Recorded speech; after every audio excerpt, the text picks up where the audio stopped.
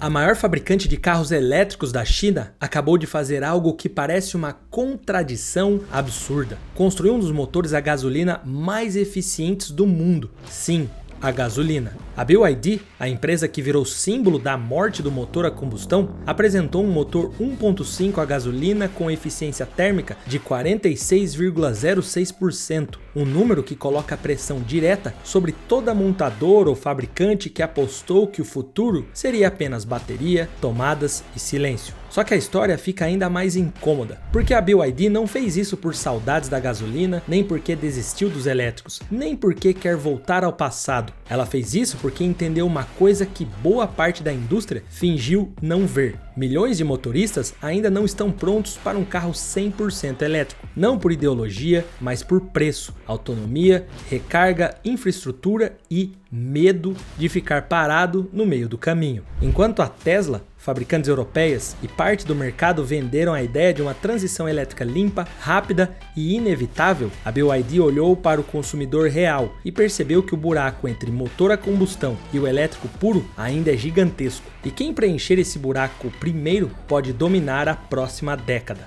E a pergunta-chave é simples: e se a empresa que todo mundo acha que iria enterrar o motor a gasolina for justamente a responsável por reinventá-la? Porque a verdadeira bomba da BYD não é ter vencido a Tesla em volume, é ter entendido que a revolução elétrica talvez nunca tenha sido sobre matar a combustão, mas sobre usar a combustão do jeito certo, antes que a Toyota faça isso melhor que todos. A BYD entendeu primeiro. Para entender o que a BYD acabou de fazer, a gente precisa entender o problema que a indústria fingiu que não existia. Na última década, todas as grandes fabricantes do mundo fizeram a mesma aposta: elétrico puro. Nada de híbridos, nada de combustíveis de transição. Apostar a empresa inteira numa única tecnologia e confiar que os subsídios, a rede de recarga e o entusiasmo do consumidor iriam acompanhar o ritmo. A Tesla apostou assim, a Volkswagen apostou assim, a Ford e a GM também. Por alguns anos a aposta parecia genial, mas aí os números chegaram. As entregas de Tesla caíram cerca de 8,6% no último ano fiscal. Isso significa cerca de 150 mil carros que sumiram da contabilidade, a maior queda anual da história da empresa. Só o quarto trimestre desabou perto de 16% na comparação anual. Isso não é uma desaceleração, é uma retirada estrutural do maior mercado automotivo do mundo. E aqui vem a parte que deixa o quadro ainda mais desconfortável. Até a BYD sentiu o golpe.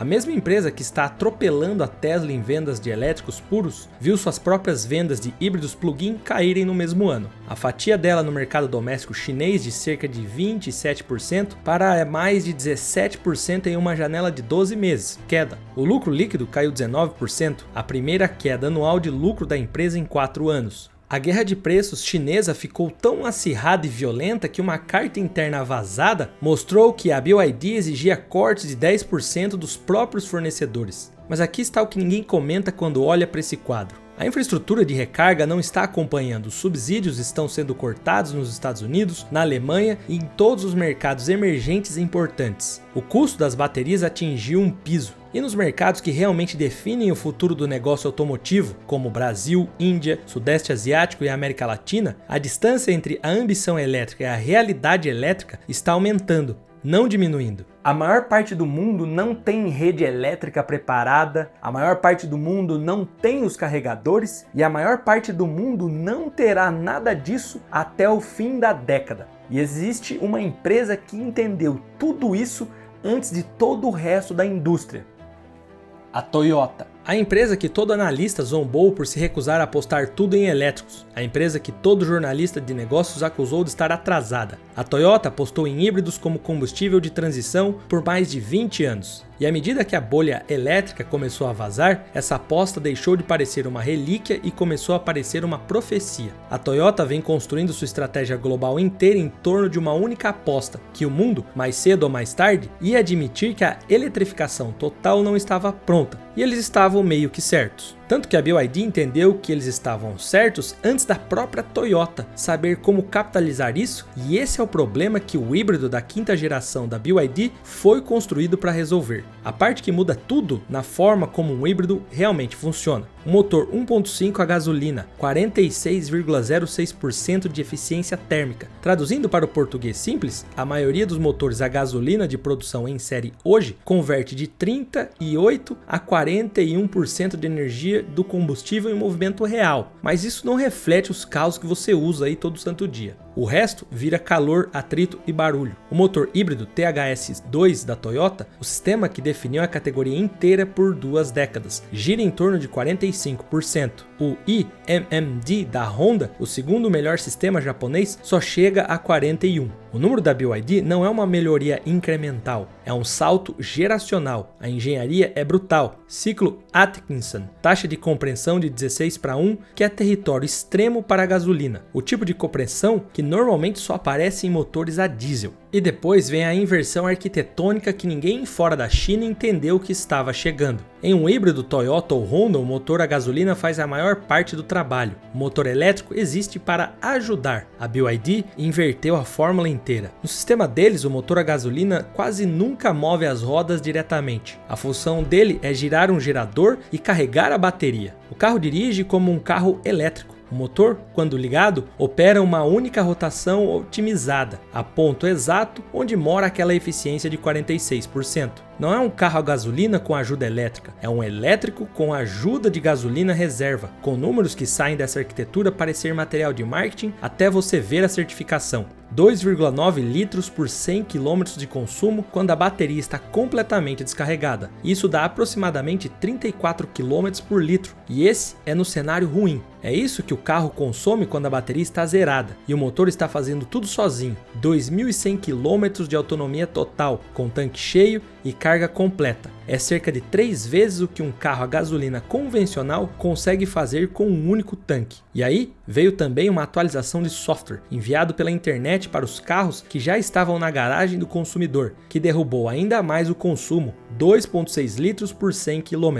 Uma melhoria de 10% entregue sem recalls, sem motor novo e sem nenhuma alteração mecânica. O carro ficou melhor enquanto estava literalmente parado. A certificação veio do Centro Nacional de Inspeção e Teste de Qualidade de Veículos Automotores da China, seguindo o padrão NEDC. Os primeiros carros a usar o sistema, o sedã King L e o Seal 06, viraram os modelos mais vendidos da empresa praticamente da noite para o dia. A razão pela qual isso não existia antes não é porque a engenharia era impossível, é porque ninguém mais tinha a estrutura para construir. A Toyota e a Honda passaram 20 anos otimizando motores para baixa cilindrada e rotação variável. O motor precisava fazer de tudo, e o motor elétrico era apenas o ajudante. Isso significa que o motor nunca operava em uma única velocidade eficiente, porque ele precisava acelerar, desacelerar, ficar em marcha lenta e retomar rápido. Você não consegue ajustar um motor para 46% de eficiência se ele precisa fazer tudo isso. A BYD começou pela bateria e foi trabalhando de trás para frente, porque eles já fabricavam as baterias, já fabricavam os motores elétricos e já fabricavam os chips. Essa é a vantagem técnica existente até o momento. O motor a combustão foi a última peça a ser projetada, e foi projetado para fazer uma coisa só,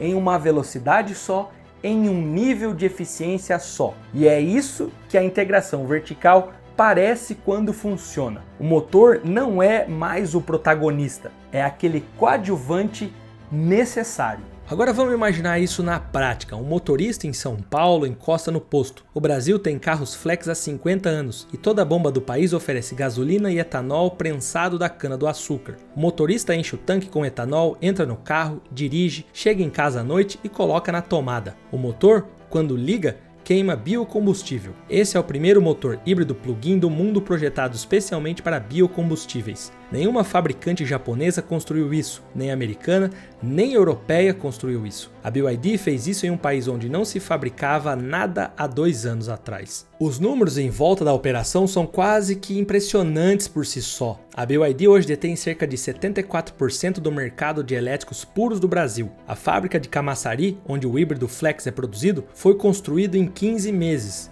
15. em um terreno que já foi uma fábrica da Ford, abandonada quando a Ford desistiu da América do Sul. A capacidade inicial é de 150 mil veículos por ano e a meta é chegar a 600 mil. Nessa escala, ela vira a segunda maior fábrica de carros do Brasil, ficando atrás apenas do complexo da Stellantis, que opera há décadas. Hoje são cerca de 1.500 funcionários. Na operação plena, a projeção é de 20 mil. Mais de 100 engenheiros chineses e brasileiros trabalham lado a lado por 2 anos para desenvolver a versão Flex do motor. A Stellantis, a GM e a Volkswagen e também Toyota têm operações de décadas no Brasil, mas nenhuma delas oferece um híbrido plug-in Flex. A Toyota vende o Corolla Hybrid, mas ele não pode ser plugado na tomada. A conta acabou de virar para cima da montadora tradicional que opera na maior economia da América Latina. Wang Xiaofu, fundador e CEO da BYD, declarou na cerimônia de inauguração de Camaçari: há 2 anos, em uma visita ao Brasil, percebi o potencial do etanol. Decidimos que iríamos trazer nossa tecnologia híbrida plug-in, mas com um motor flex desenvolvido por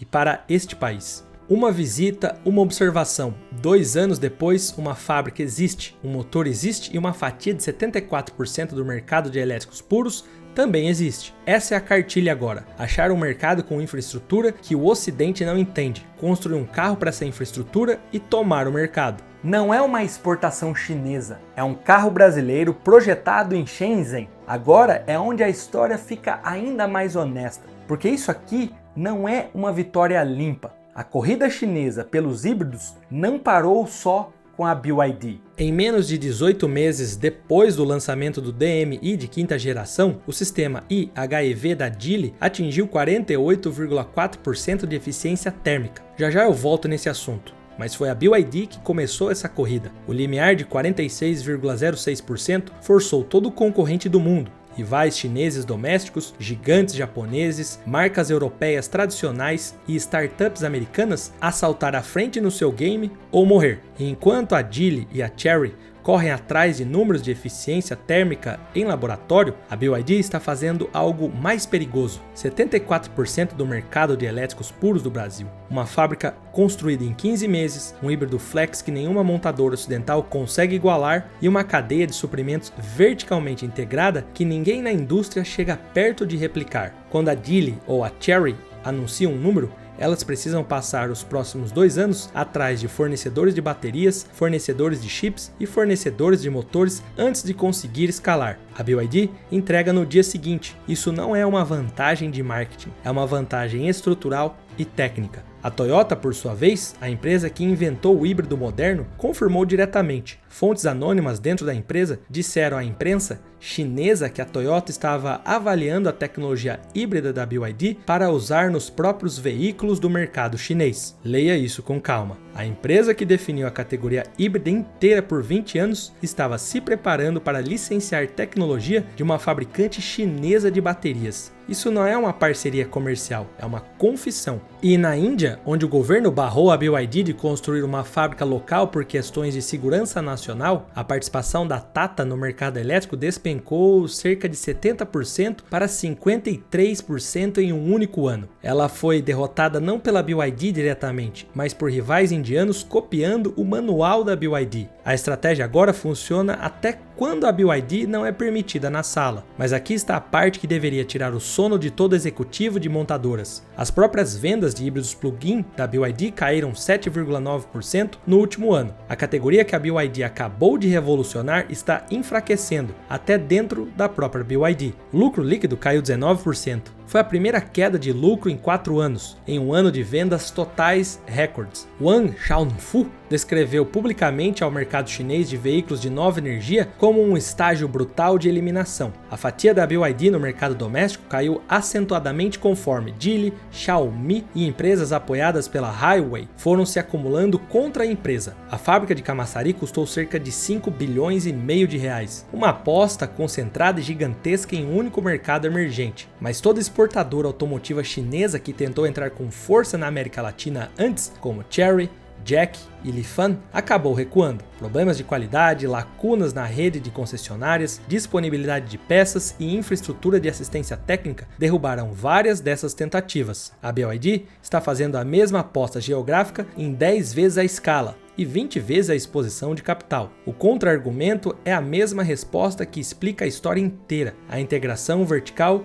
muda a matemática. A BYD não depende de fornecedores ocidentais, chips japoneses ou baterias coreanas. Eles fazem as próprias baterias, os próprios motores elétricos, os próprios chips e, agora, os próprios motores a combustão. Quando a guerra de preços apertar as margens até zero, a empresa que controla a cadeia de ponta a ponta é a que vai sobreviver. A competição na indústria de veículos de nova energia, nas palavras do próprio Shawn Fu, chegou a um ponto de ebulição e está passando por uma fase tensa. Tradução: a BYD sabe que está em uma briga e já entendeu isso. A pergunta que ficou sem resposta é a que define a próxima década. O que acontecerá quando a guerra de preços chinesa acabar? Quem sobreviver vai ser dono dos próximos 10 anos da indústria automotiva global. A BYD está apostando que será uma das 3 empresas ainda de pé quando a poeira baixar. Daqui a pouco, um motorista encostará em um posto de combustível, vai encher o tanque com etanol, irá dirigir 1.300 com aquele tanque, mais a carga que completou em casa durante a noite. O motor, quando ligado, opera em 46% de eficiência térmica, um número que os engenheiros da Toyota não conseguiram atingir em 30 anos de tentativas. O recorde de eficiência térmica, os 2.100 km de autonomia, o motor flex que nenhuma outra montadora do planeta construiu, os 74% de fatia do mercado de elétricos puros na maior economia da América Latina, e a fábrica que materializou em 15 meses sobre os ossos de uma operação americana fracassada. Isso é o que acontece quando a empresa que todo mundo achava que era só uma fabricante de elétricos admite silenciosamente que a revolução elétrica ainda não chegou e constrói uma ponte antes que qualquer outro descubra que precisa de uma. A aposta foi feita, as fábricas estão construídas e toda uma montadora que apostou no caminho contrário agora está correndo atrás de uma